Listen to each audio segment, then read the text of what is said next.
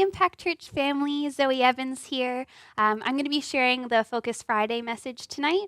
It's actually a message that I shared with our youth last Thursday at Ignite, but I'm going to share it with you in a little bit shorter format for this Focus Friday.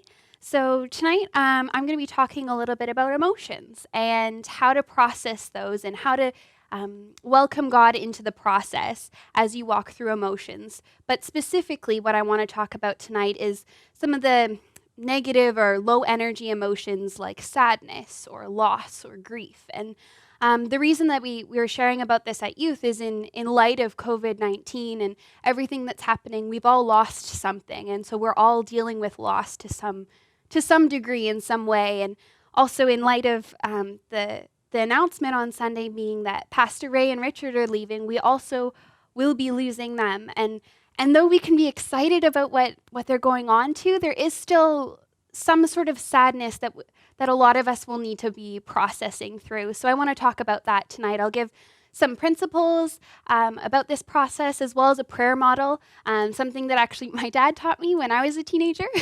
And whether the prayer model helps or even just taking the principles in tonight, I hope this is helpful to at least somebody.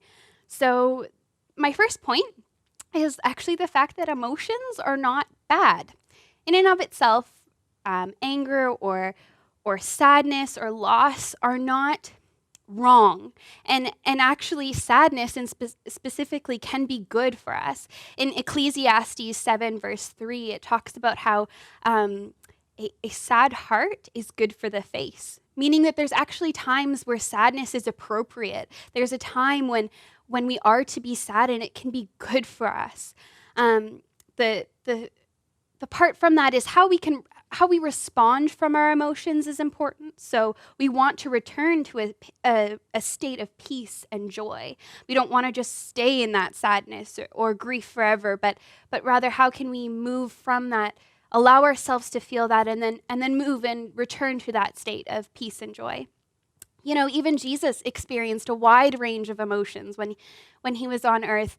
And specifically, I want to talk about in John chapter 11. It's when the story of Lazarus raising from the dead, you know, an amazing miracle. He raised his friend from the dead, like awesome, wonderful display of God's power and glory.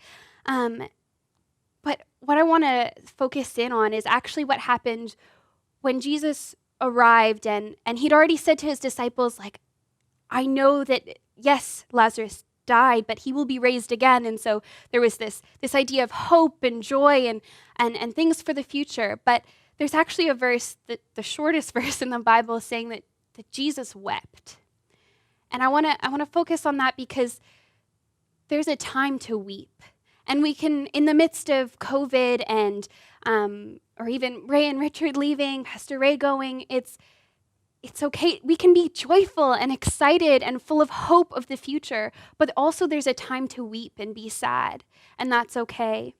You know, actually, many of the Psalms demonstrate the process of the prayer model I'm going to speak about in a moment. There's something that we see in a lot of the Psalms from David is this idea that he opens with very real, raw, deep emotion. But then we also see him giving that emotion to God and returning to that peace, joy, and hope.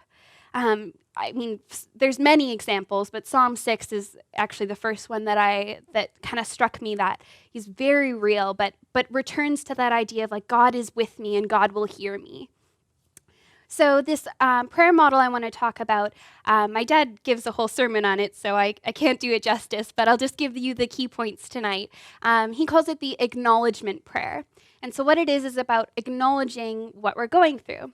So the first step with this is to say that, God, this is what I'm feeling. So describe it. But I want to encourage you to be honest. You know, in 2 Corinthians 10, verse 15, it talks about that we're to take our thoughts captive. And as we know, thoughts and emotions are tied together quite closely. And as we, like, how are we supposed to take captive a thought if we're not even, or emotion, if we're not even recognizing that it's there. We need to be honest, be vulnerable. God's not going to be shocked by what's going on in our hearts. He already knows our hearts. He knows what we're going through. And so I'd encourage you to just say, God, this is what's happening. Be real, be honest, be vulnerable. Now, step number 2, or the next statement you can share is saying, God, I acknowledge this feeling is a part of me. You know, it's important to feel the emotion, to take that time to feel that, because honestly, if we don't acknowledge it, the emotion is going to come out in some other way when we don't, in a less appropriate way. It could come out as anger, or even something like bitterness or sickness. And we want to be able to release those emotions, but first we have to recognize them and acknowledge them as being part of our reality right now.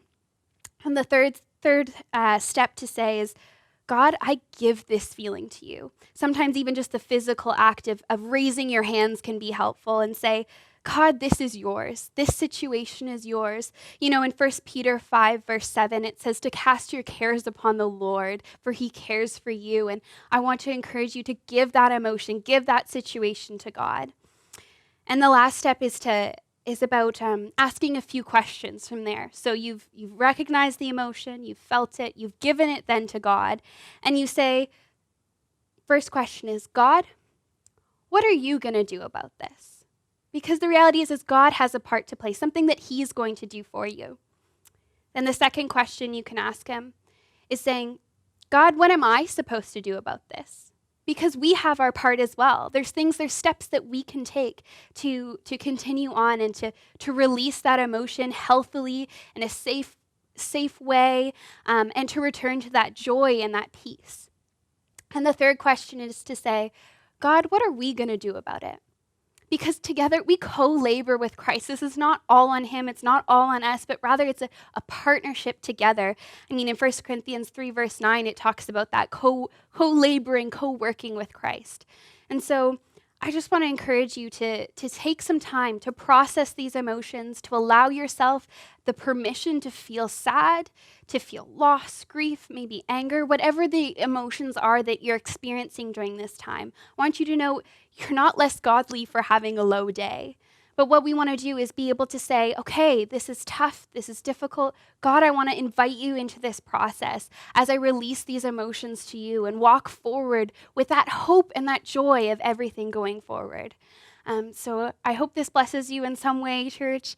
Thank you for your time, and hope you have a great night.